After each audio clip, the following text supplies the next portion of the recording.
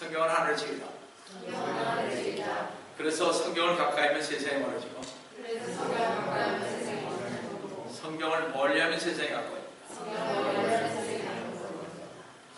오늘도 주님 안에서 여러분과 함께 은혜의 말씀을 나누려고 하는 것은 아까 본독해 올린 킹제임스 성경 요한계시록 21장 9절에서 21절로서 종말론적 요한계시록 강의 131번째인 제3 요한계시록 강의 72번째인 새 예루살렘이라는 제목으로 이 시간 여러분과 같이 은혜를 나누려고 합니다. 여러분, 성도들은 새 하늘과 새 땅과 새 예루살렘을 믿고 기다리는 사람들입니다.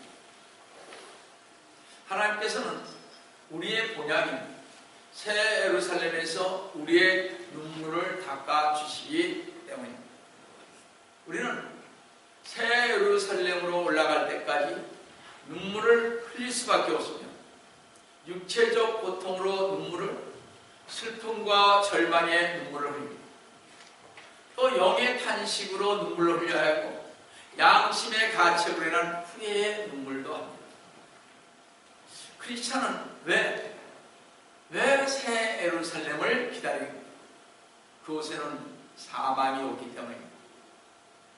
죽음의 세력을 가진 자인 마귀는 새 예루살렘이 하늘에서 내려올 때는 이미 멸망당한 때인 것입니다. 지난번에 배웠죠. 우리 지난번 설교에서 보았듯이 계시록 20장 10절을 보시면 그들을 미혹하던 마귀가 불과 유황못에 던져지니 그곳에는 그 짐승과 거짓 선지자도 있어 영원한 무궁토록 밤낮 고통을 받습니다. 사망은 우리의 원수이며 사망은 우리를 파멸시키며 사망은 사람들을 두렵게 하여 평생을 노예로 속박하는 것입니다. 이런 사망이 새 예루살렘에는 없다는 것입니다. 성도 여러분, 우리가 분명히 알아야 할 중요한 사실은 새 예루살렘이 내려오기까지는 어떻게 마귀가 활동한다는 것입니다. 마귀는 계속하여 성도로 하여금 눈물을 흘리게 만들고 계속하여 사망의 두려움 가운데 살게 만들며 계속하여 슬픔 가운데서 헤어나오지 못하게 만들고 또 계속하여 울부짖게 만들고 계속하여 고통을 줍니다. 이 마귀는 성도들이 장차 다가올 새 예루살렘을 기다리지 못하게 하고 있습니다. 현 세상에만 집착하도록 만들어 소망 없이 살아가게 하는 것입니다. 그러나 성도들은 이 새 예루살렘을 믿고 기다리는 사람들입니다. 성도 여러분, 여러분도 새 예루살렘을 기다리고 있습니다. 어린 양의 신부인 새 예루살렘을 보여주기 위하여 사도 요한을 안내한 천사는 7 호리병, 즉 대접 재앙을 내리던 7 천사 중 하나였습니다. 계시록 27장 6절을 보시면 또 마지막 7 재앙을 가득 담은 7 호리병을 가진 7 천사 가운데 하나가 내게 와서 나와 대화하며 말하기를 이리 오라. 내가 너에게 신부인 어린 양의 아내를 보여주려 하였습니다. 성도 여러분, 이처럼 하늘의 천사들은 사도 요한이 종말의 계시를 보는 동안 새로운 환상이 있을 때보다 언제나 나타나 그를 안내해 주었습니다. 근데 새 예루살렘의 영광을 소개하고 있어서 하필이면 7 호리병을 가진 7 대접을 가진 7 천사 가운데 하나가 사도 요한에게 주 예수 그리스도님의 신부인 어린 양의 아내를 보여주겠다며 시작했다는 것입니다. 이것은 참으로 의미심장한 것입니다. 우리가 알다시피 사도 요한에게 새 예루살렘을 보여주기 위해 나타난 천사는 전에 큰 음녀의 성인 바벨론 심판을 보여주기 위해 나타난 천사였던 것입니다. 요한계시록 17장 1절 5절을 보십니다. 그런데 그 천사가 대환란도 끝난 지금 다시 사도 요한에게 나타난 이유가 무엇인가 하는 것입니다. 그 이유는 세상의 음녀 바벨론, 그리스도의 신부인 새 예루살렘을 대조해서 보여줌으로써 악과 선, 불신앙과 신앙, 세상과 교회의 본질적인 차이뿐만이 아니라 하나님의 저주를 받아 멸망할 세계의 수도 로마를 보여주고, 또한 그 천사를 통하여 영원한 영광의 도시인 새 예루살렘을 보여주고 있는 것입니다. 큰 음녀의 성인 바벨론이 세속적인 권력과 부와 쾌락, 우상 숭배를 상징하는 악의 세력이라면, 거룩한 성 새 예루살렘은 신앙과 성결과 영생을 상징하는 구원받아 누리는 곳입니다. 이것은 하늘나라에 있어서 영원한 교회의 모습이 어떤 곳인가를 바로 보여주기 원하는 데 있습니다. 그리고 그 천사는 음녀 바벨론을 보여주기 위하여 사도 요한을 광야로 데려갔으나, 계시록 17장 3절에 보면요, 신부인 새 예루살렘을 보여주기 위해서 크고 높은 산으로 데려갔다고 하십니다. 계시록 21장 10절을 보시면, 그가 영 안에서 나를 이끌어 크고 높은 산으로 가서 그 큰 도성 거룩한 예루살렘이 하나님께로부터 하늘에서 내려가는 것을 내게 보여주니 여겼습니다. 여기서 놀라운 계시를 보여주는데, 광야나 높은 산으로 데려갔다는 것은, 광야에서는요, 계시록 10장 3절을 보니까 한 여자가 주홍빛 짐승에 앉아있는 것을 보여주는 데는 넉넉합니다. 광야. 그러나 하나님께로부터 하늘에서 내려오는 것을 보여주는데, 크고 높은 산으로 가야 그 큰 규모를 볼 수가 있기 때문에 그렇습니다. 그만큼 크고 영화롭고 신비로우며 놀라운 성이라는 것입니다. 그런데 어린 양의 신부인 새 예루살렘 성을 보여주기 위하여 천사가 했지만 실제로 보이는 것은 성령이셨습니다. 여기서 우리는 성도들이 갖게 되는 모든 신적 체험은 천사들의 도움을 받으나 결국은 뭐예요? 성령님에 의해서 이루어졌다는 사실을 알 수가 있습니다. 제가 보내준 거 이번에 잘 들어보세요. 어떤 얘기입니다. 천사들의 도움을 받습니다. 그러나 그게 성령님의 역사에 의해서 이루어진다는 사실을 꼭 아셔야 합니다. 그것은 하나님께 대한 이는 오직 성령님만이 알고 계시기 때문에 그렇습니다. 고린도전서 2장 10절에서 11절에서 비록 천사라 할지라도 하나님의 비밀이라는 것에는 접촉할 수가 없고, 어린 양의 피로 거룩해진 성도들만이 성령님에 의하여 그것에 접촉할 수 있다는 것은 성도가 누리는 큰 특권인 것입니다. 성도 여러분, 새 예루살렘은 팔레스타인 땅에 있는 예루살렘이 아닙니다.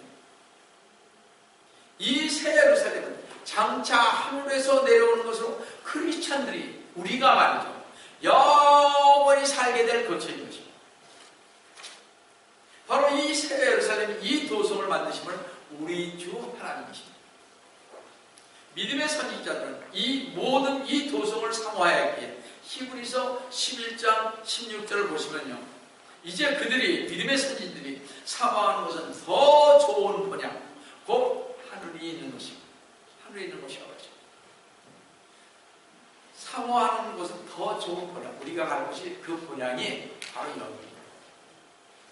그러므로 하나님께서는 그들의 하나님이라 불리는 것을 부끄러워하지 아니하시니 이런 그들을 위하여 한 도성을 얘기하였습니다. 그런데 많은 사람들이 설교할 때 자꾸 천국 얘기하는데 이건 엄연히 다른 것입니다. 새 예루살렘과 이 새하늘 새 땅을 이 구분을 잘 못해요. 그래서 천국으로 다 끝납니다. 그런 분들이 참 많이 있습니다. 몰라서 그렇게 적어야 어떻게 하겠습니까? 그래서 혼돈을 일으키는 것을 보게 됩니다. 이 믿음의 선진들이 사모하는 것인 새 예루살렘은 주 예수 그리스도의 신부인 교회를 위하여 예비되어 있는 영원 시대의 거처인 것입니다. 그래서 주 예수 그리스도님께서 그것을 약속했는데 어디냐? 요한복음 14장 2절에서 3절을 보시면, 내 아버지 집에는 많은 처책들이 있느니라. 그렇지 아니하면 내가 너에게 말하였으나 나는 너희를 위하여 처소를 마련하러 가는. 지금 새 예루살렘입니다. 지금 우리가 얘기하는. 그래서 우리 여러분들 저희 가끔 가다가 천국에 갔다 왔다 뭐 갔다 왔다는 사람들이 되게 이곳에 갔다 온 것입니다. 3절에 내가 가서, 그런데 그분들이 자꾸 천국 하니까 혼동이 되는 거예요, 우리가.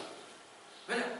전부 다 그렇게 뭐 하나님 나라도 천국이라고 그러고 천국도 천국이라고 그러고 천년은 뭐 천국이고 새 예루살렘 성도 천국이고 그냥 그걸 천국으로 얘기하니까 이 혼동이 오는 거예요. 이건 또 무슨 뜻인가? 그럴 수밖에 없는 거죠. 자세히 배우질 않았기 때문에. 자, 3절에 내가 가서 너희를 위하여 처소를 마련하면 다시 와서 너희를 내게로 영접하여 내가 있는 그곳에 너희도 있게 하려 하신 곳이 바로 새 예루살렘인 곳입니다. 그리스도인은 이 새 예루살렘을 믿고 기다리는 사람들입니다. 바로 이곳에서 눈에 보이는 하나님을 대면하며 하나님과 함께 영원히 거하는 곳입니다. 히스록 21장 말씀드려 보십시오. 따라서 이 새 예루살렘이 어린 양의 신부이고, 이제 아시죠? 이게 어린 양의 신부입니다. 어린 양의 신부는 교회이고 바로 이들은 성도인데, 이것이 하나님께로 내려온다는 것은 교회 즉 성도가 주 예수 그리스도의 말에서 완전히 하나가 되어 있음을 나타내는 것입니다. 요한복음 14장 20절. 이제 그리스도의 피로 사신 주님의 교회는 완전히 하나님의 소유가 되었다는 것을 말합니다. 그래서 새 예루살렘은 온전히 누구만 들어가요? 우리만 들어가요. 성도들만 들어가요. 주님을 믿고 따르는 자만 들어가는 것입니다. 근데 사도 요한이 새 예루살렘을 성을 보았을 때 거기에는 하나님의 영광이 함께 있었다고 하십니다. 천국에서는 누가 치리하십니까? 예수 그리스도님이 치리하십니다. 그래서 우리가 하나님을 천국에서 대면할 수 있습니까? 없죠. 어디서 대면합니까? 바로 성 예루살렘에서 대면하는 거죠. 이제 조금 이해가 갑니까? 이렇게 우리 이때까지 들어보셨으니까 어느 정도?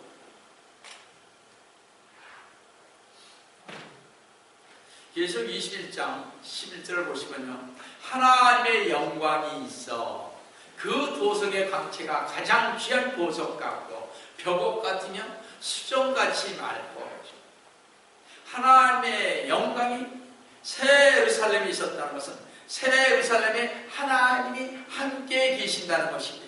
이는 미래에 있을 하늘나라에 계실 것이며 성도와 함께 계신다는 것입니다.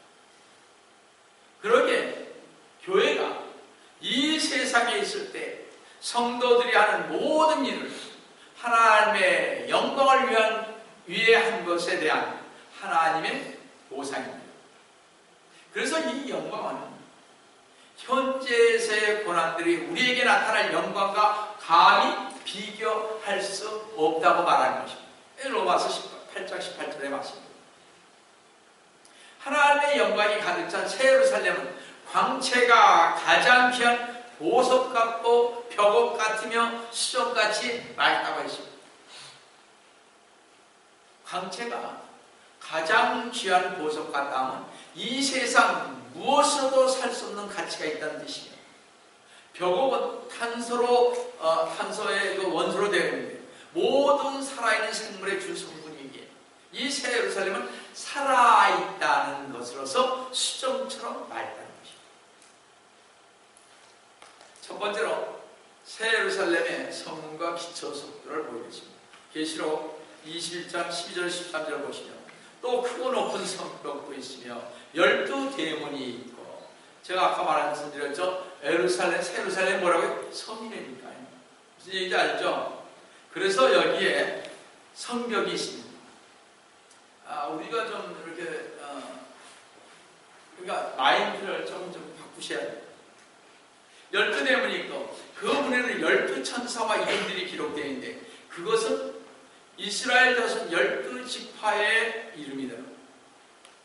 13절에 동편의 문이 3개, 북편의 문이 3개, 남편의 문이 3개, 서편의 문이 3개이며, 새 예루살렘에는 크고 높은 성벽인데 그 성문에는 12문에는요 천사가 하나씩 서 있고 그 문들에는 이스라엘 자손 12지파의 이름들이 하나씩 적혀 있다는 것입니다.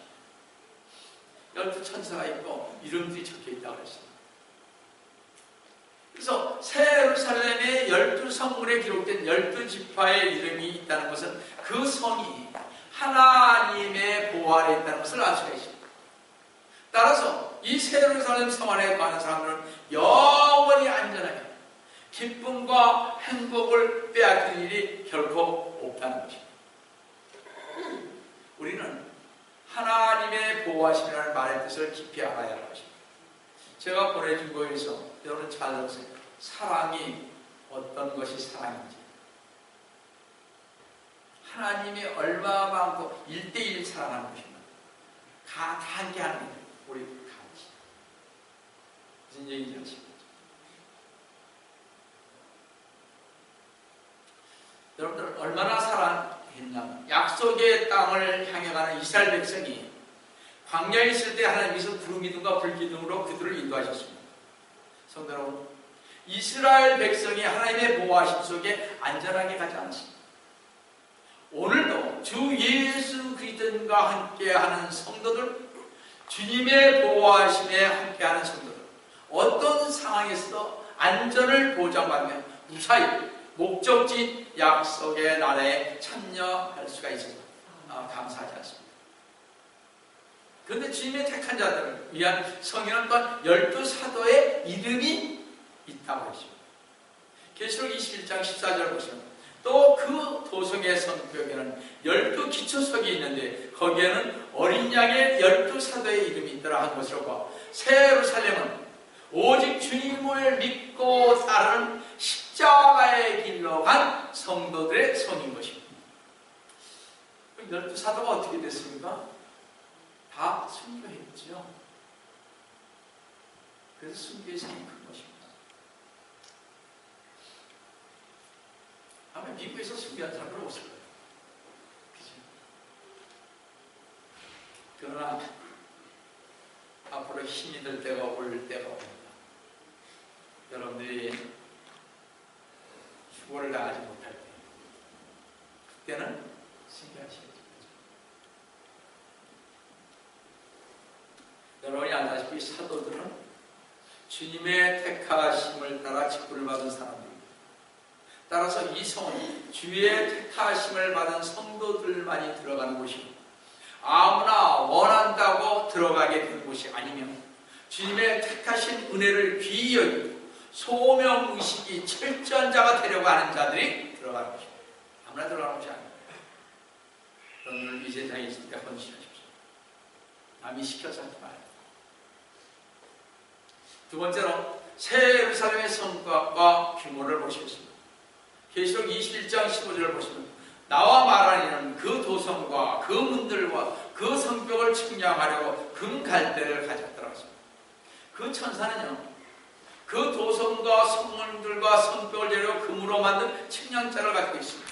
근데 계시록 11장 1절을 보시면 또 내가 지팡이 같은 갈대를 주며 보세요. 지팡이 같은 갈대. 그 천사가 말해 일어나서 하나님의 성전과 제단과 그 안에서 경배하는 자를 측량하라고 갈대를 주었습니다. 그러니까 지상에 세워지는 천년왕국, 천국에 세워지는 제3성전을 줄 때는 갈대를 줬습니다. 땅에 세워지는 것입니다. 그러나 이곳에서는 거룩한 도성과 문들과 성벽을 측량하려고 금으로 만든 측량자였다는 것입니다. 그런데 새 예루살렘은 네모가 반듯하고 길이와 넓이와 높이가 같다고 했습니다. 그러니까 제가 아까 성같이 한번 생각을 하라고 했죠. 높이도 성입니다. 어떻게 된지는 우리 가보면 알겠지만 뭐 이제 나중에 다 가서 한번 보시기 바랍니다. 계시록 21장 16절을 보시면 그 도성은 네모가 반듯하여 길이와 넓이가 같더라고 했습니다. 그러므로 그가 갈대로 그 도성을 측량한 12,000스타드 길이와 넓이와 높이가 같다고 했습니다. 길이도 같고 넓이도 같고 네모 반듯한 거예요. 그러니까 정사면체 부피로 같이 이렇게 그릇같이 된 거죠. 딱 같은 네모 반듯하게. 근데 새 예루살렘에 그러니까 12,000스타디온이라고 그러죠. 1스타디온이요 191.217m이에요. 12,000 스타디온 곱하기 191.217m를 내니까 약 2,250km가 됩니다. 이것은 대략 1,600마일입니다. 1,600마일이니까 뭐 여기서 생각해 봅시다. 여기서 뉴욕까지 보통 4,000마일입니다. 그죠? 그죠? 길이와 넓이가 생각하면 작죠. 생각보다 작죠. 그죠? 근데, 높이가 같다. 그래서 2250km 곱하기 2250km 곱하기 2250 하니까 114억 세제곱입니다. 킬로미터 세제곱. 그러니까 약 11.4 빌리언 킬로미터 세제곱. 지금 미국의 땅 면적이 약 963만 킬로제곱입니다. 여기에 넓이만 얘기하는 거죠. 그렇죠? 상당히 큽니다. 제가 이거를 전부 다 찾느라고 좀 시간이 걸렸습니다. 또 세계의 땅 면적은요 5억 1천만 킬로제곱입니다. 이러므로 세계는 미국보다 약 53배가 큽니다. 미국 땅덩이가 굉장히 큰 거죠. 그죠? 따라서 예루살렘을 넓이로 본다면 세계보다 약 22배가 큽니다. 왜 그러냐면 이 층이 있기 때문입니다. 높이가 똑같기 때문에. 그런데 만약 한 개의 집이요, 잘 들어보시고 100m 넓이, 높이, 길이로 잡으면요 새 예루살렘은 11조 4천억 개의 집이 됩니다.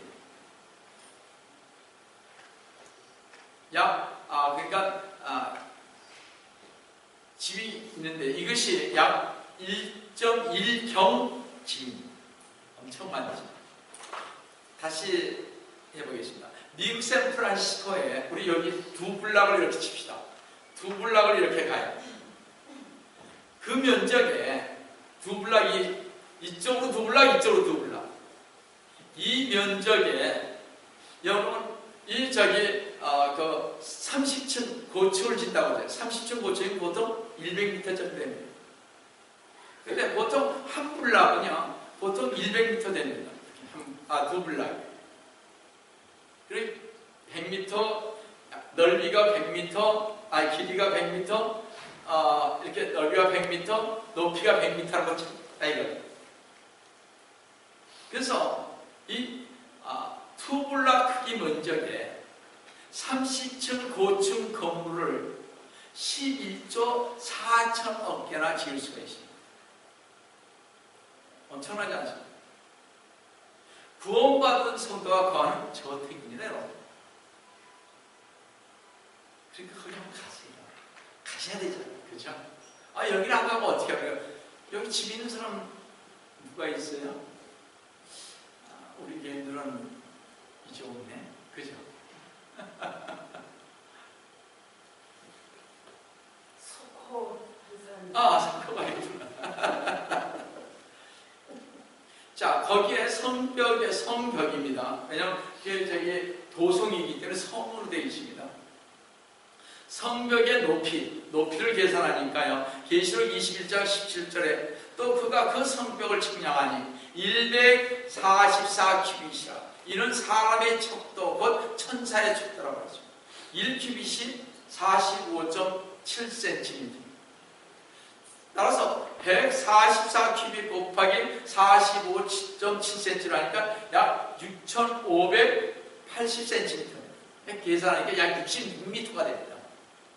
이 성의 높이가. 무슨 얘기잖아요? 성벽의 높이가. 그러니까 울타리를 이렇게 쭉 우리 생각하면 되죠. 그죠? 그러니까 엄청난 높이인 것인데 66m. 그죠? 이렇게 대저택이 있는 새 예루살렘은 주님의 자녀의 일꾼이 된 성도들만이 가는 환희의 장소인 것입니다. 따라서 우리 모든 성도들은 하나님의 말씀은 참되며 온전히 성취됨을 믿고 온전히 주님을 따르는 참 제자가 되시기를 주님의 이름으로 축원드립니다. 세 번째로 새 예루살렘은요 아름다운 보석으로 꾸며진 것입니다. 다시 계시록 20장 18절을 보시면 그 성과 가은 벽옥으로 지어졌고 그 도성은 순금으로 맑은 유리 같고 그러십니다. 새 예루살렘의 성곽은요 온통 벽옥으로 지어졌습니다.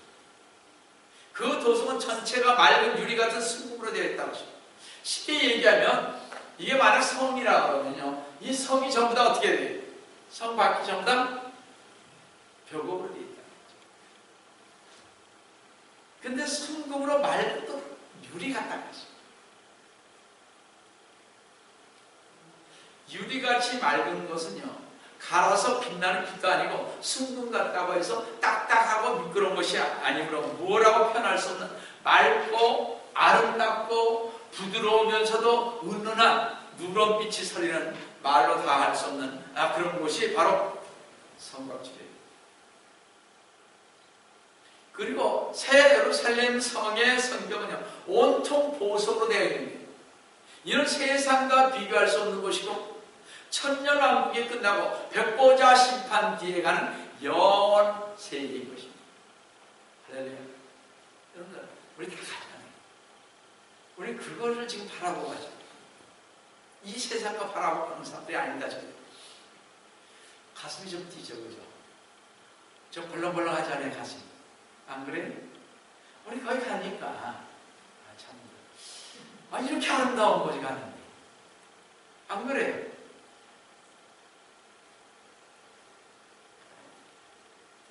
우리는 새 예루살렘의 성벽의 기초석을 보면서 우리가 믿음을 끝까지 지키는 것이 얼마나 중요한 것들을 가르쳐주고 있습니다. 끝까지 믿음을 지키며 갈 자들이 들어갈 성벽을 다시 한번 보겠습니다. 계시록 21장 19절에서 20절을 보시면 그 도성의 성벽의 기초석은 각양 보석으로 담겨야 했는데 첫째 기초석인데 첫째 기초석은 벽옥이요, 둘째는 사파이어, 셋째는 옥수, 넷째는 에메랄드이며 20절에 다섯째는 홍마루, 여섯째는 홍보석, 일곱째는 감난석, 여덟째는 녹보석, 아홉째는 황옥, 열째는 노곡석, 열한째는 제신석, 열둘째는 자수정이더라고요. 제가 보니까 한 3개는 알 것 같아요. 사파이어, 에메랄드, 그 다음에 뭐 제신석은 내가 본 것도 같고, 그 다음에 자수정. 이거 3개는 확실하게 제가 하는 거죠. 나머지 잘 모르고요. 이 보석들은요 구약 시대 대제사장 이렇게 흉배에 이렇게 붙인 거 있잖아요. 이렇게 해가지고 붙인 거. 그 흉배에 붙이던 보석들인데 12지파를 대표합니다. 첫째 기초석 벽옥은 제스퍼라고 하는데 투명한 수정인데 루벤 지파예요. 둘째 기초석 사파이어는 파란색 보석인데 시몬 지파예요. 셋째 기초석 옥수는 흰색의 투명한 보석으로 만호로 불리는데 레이 지파예요. 넷째 기초석은 에메랄드인데 녹색의 보석으로 녹보석으로 불리는데 유다 지파예요. 다섯째 기초석은 홍마로인데 붉고 흰 보석으로 단지파예요. 여섯째 기초석은 홍보석인데 젓갈색의 보석으로서 납달리 지파예요. 일곱째 기초석은 감난석으로 매우 밝은 황금색 보석으로 각 지파예요. 여덟째 기초석은 녹보석으로 얼어 있는 불같은 녹색 옥으로 아셀 지파예요. 아홉째 기초석은 황옥인데요, 얇은 노란 오렌지색의 수정으로서 이사갈 지파예요. 열째 기초석은 노옥수인데 황록색의 보석으로서 스불론 지파예요. 11째 기초석은 제신스인데 황색의 붉은 보석으로 요셉 지파예요. 12째 기초석은 자수정인데 엷은 자색의 수정으로 베냐민 지파예요. 여러분은 보석으로 지어진 맨션에서 살게 될 것입니다. 그러니까 맨션이 대저택이라는 뜻입니다. 근데 가니까 뭐 조그만 집이 있다 그러니까 저는 믿을 수가 없어요. 대저택에 우리 살게 될 것입니다. 우리가 잘 알다시피 세상 사람들은 이 세상에서 고급 맨션에 살고 싶어 하며 금과 금과 보석을 좋아하는데, 왜냐하면 그 사람들은 새 예루살렘에 갈 수가 없기 때문에 그런 건 좋아해요. 우리는 그런 거 별로 쳐다보지 않죠. 뭐 그렇게 뭐 그게 대단하다고, 뭐 그게 대단하다고 그냥 무슨 뭐 가방 하나에 뭐 3,000불씩 주고 살 필요가 보이지. 그죠?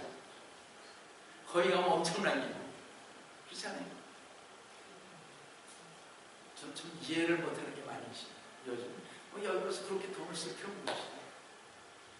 그걸로 좀 다른 사람들한테 좀 많이 좀 쓰죠.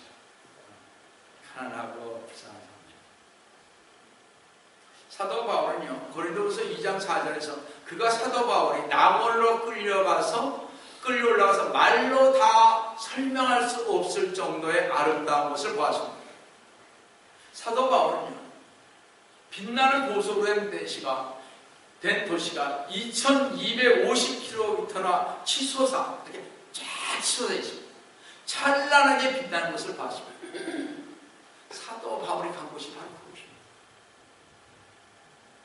또한 그것은 계시록 21장 21절을 보시면 또 그 12대문에 12진주니 그 문들은 각각 한 개의 진주로 되어 있더라. 그 도성의 거리는 순금이며 투명한 유리 같더라. 문의 크기는 알 수가 없으나요, 아까 보았듯이 그 가게의 그 높이가, 성벽의 높이가 66m라고 했습니다. 자, 성벽의 높이가 60m라고 한다면, 그리고 그 문이 한 개의 진주로 되어 있다면, 이 세상에서 볼 수는, 아니 이런 진주를 만들 수 있을 수는 없는 것입니다. 그렇죠? 어떻게 그렇게 큰 대문이 얼마나 큰지는 모르겠어요. 저도 엄청 크지 않겠어요. 거기에 뭘로 진주를, 세상에. 그러니 여러분들이나 저나 가면 우리가 주님을 믿었던 이런 데서 이런 곳에 왔구나. 아마 좋아서 그죠? 그렇잖아요. 세상에 별 볼일 없는 저희들을 불러 모아주셔서 그곳에를 가게 하시다. 한번 생각을 해보시죠. 얼마나 아름다운 곳입니다. 우리 오늘 밤에서는 상상어를 한번 펼쳐보면서 잠을 잤었죠. 얼마나 아름다운 것을 우리 가지는지. 저는 이런 진리로 된 문이요, 빛나는 보석들로 건축된 곳이요, 슬픔도 죽음도 눈물도 고통도 없는 완벽한 곳에 사도 바울이 머무르지 못하고요, 더러운 이 땅으로 단지 벌렸고요. 사도 바울은요, 고린도후서 11장 23절에서 25절을 잘 보세요.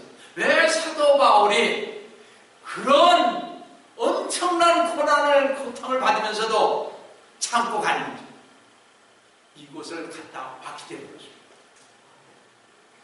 잘 보세요. 사도 바울이 얼마나 고통을 받았는지. 매도 헤아릴 수 없음 받았고, 더 빈번히 감옥에 몇 번 갇혔다 그랬습니까? 죽을 포기를 여러 번 당했으나 유대인들로부터 40에 하나 뺀 매를 5번이나 맞았고, 3번 몽둥이를 맞았으며 한 번은 돌로 맞았고, 돌로 맞아서 죽은 줄 알고 버렸잖아요. 그죠?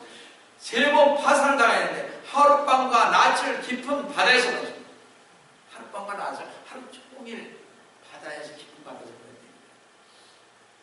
따라서 우리는 사도 바울이 빌립보서 1장 23절에서 왜 이 말을 했을까 한번 생각해 보시기 바랍니다.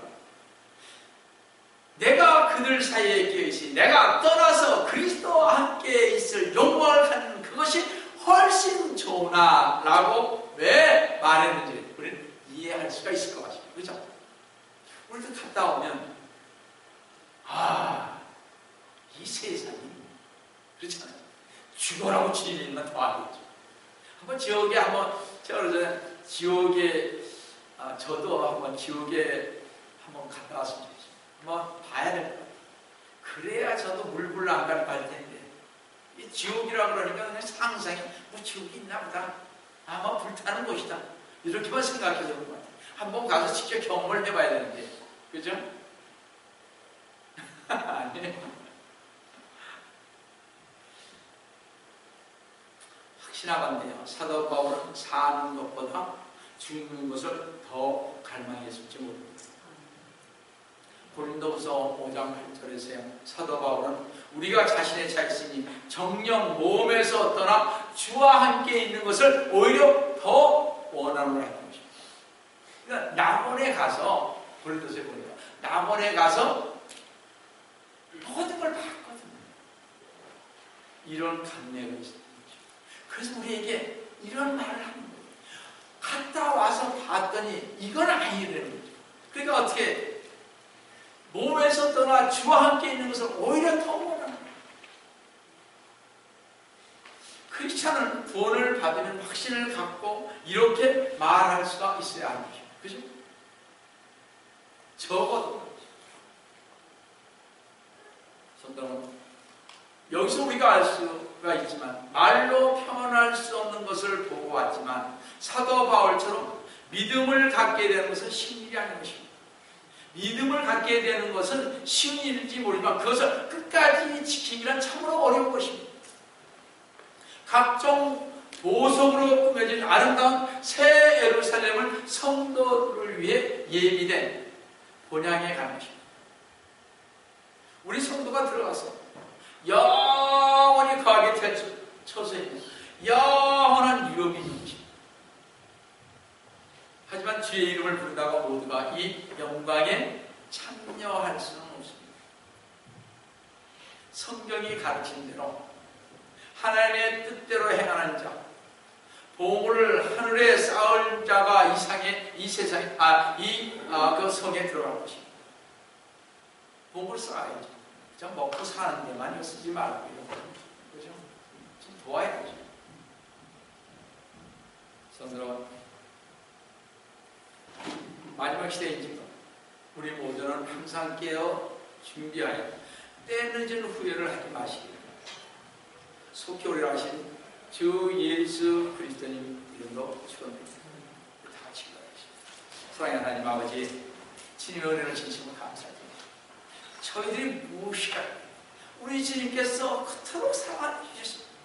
우리를 우리의 죄를 위해서 돌아가시고 우리를 대속하여 주신 우리 주님, 그 주님을 생각하며 또한 우리 사도 바울이 그 낙원에 가서 말할 수 없는 것을 보고 하시고 저희도 주님 이 말씀을 통해서 그 아름답고 그 찬란한 곳, 하나님이 계신 그곳, 영원히 사는 그곳 저희들에게 보여주심을 감사드립니다. 주님, 저희들 주님께서 붙잡아 주시옵소서. 이 믿음 끝까지 주님만을 위해서 헌신하며 갈 수 있는 저희 모두가 될 수 있도록 주님 함께하여 주시옵기를 원합니다. 오늘도 주님께서 저희와 함께해 주심을 감사하고 주의 이름 받들어 감히 기도드립니다.